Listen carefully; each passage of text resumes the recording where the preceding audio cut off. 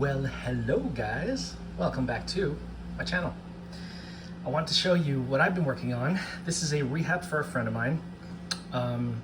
She had this African violet, wasn't doing so well, and then moved it to a brighter location by I think it was a north-facing window. The plant started doing really well.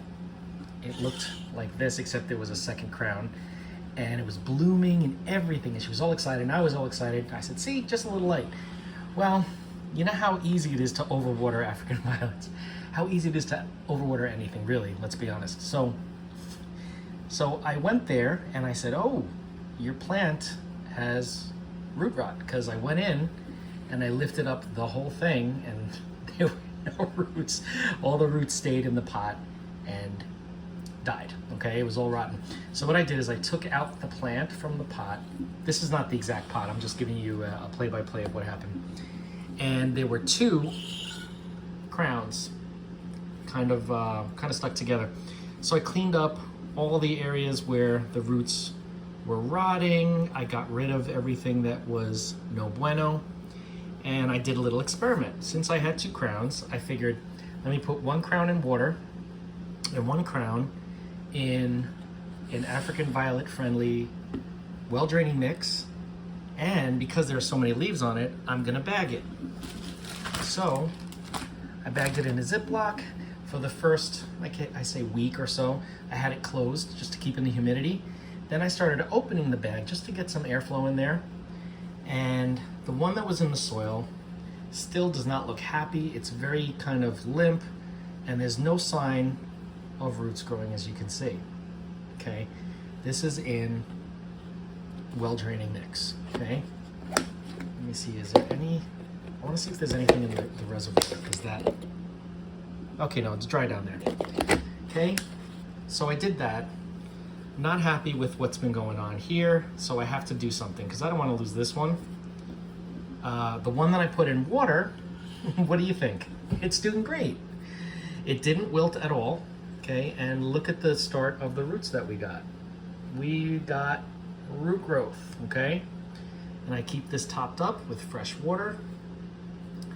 So I'm gonna do the same thing for this one because this is a sad state. You can see the difference. Look at this. This one is all limp and unhappy. This one's perfectly fine. And the only difference is water propagation of a crown, a full crown, versus soil propagation. Now, I know a lot of people are probably gonna say, well, you left too many leaves on. You should have taken, I took a lot of leaves off and they're propagating in water as well. But I know a lot of people say, well, you left a lot of the leaves on. And that's why there's so much moisture loss. Well, that's why I bagged it. I put it in a Ziploc bag, and under normal circumstances, that would help keep in the humidity, right? But this one is just not, it's not dead, it's just showing, dehydration. And what worries me the most, because, there's gonna be dehydration signs of that, but there's not one that I can see root. Well, there could be some little things growing there. I'm not really sure though if those are roots or parts of the soil, but there's a big difference between that one and this one, as you can see, okay? So I've grown African violets in a water culture long-term. They do fine, they do great.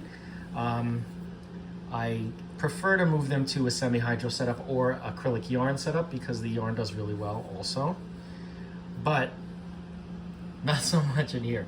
So this one's gonna go into water, and I'm sure that it'll bounce back. I'm gonna clean this up really good though, because I don't want anything from that soil to come in and start raining on my parade. You know what I'm saying? So I will do that today, and it will end up just like this. So I know a lot of people say, oh, you should propagate them in soil, or when you do propagate them in soil, oh, you left too many leaves on. Look at how many leaves are on this. Look at how many leaves. And it's not wilting, and it didn't wilt since I put it in. I think that the water propagation, water culture, really, African violets really do well with that. So I am going to do the same thing with this one that I did with this one. Same thing with leaves. I keep them in water until I get babies, and then I either transfer them to a semi-hydro or acrylic yarn, or I keep them in water. As long as you keep the water clean and you fertilize it with a bloom fertilizer. Orchid fertilizers work great too. I use orchid fertilizers for everything, as you guys know. It would do just fine.